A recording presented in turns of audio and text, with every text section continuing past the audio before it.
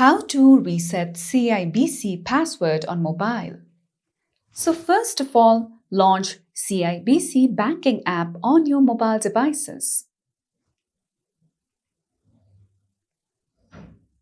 Once you come here, at the bottom you'll see Reset Password option.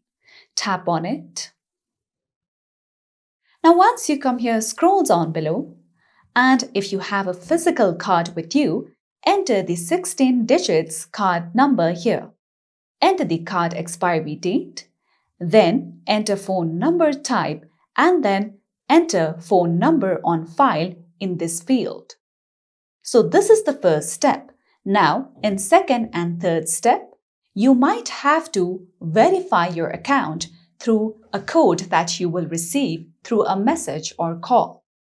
Now, if you are resetting your password, make sure that you choose a strong password that contains letters and numbers as well.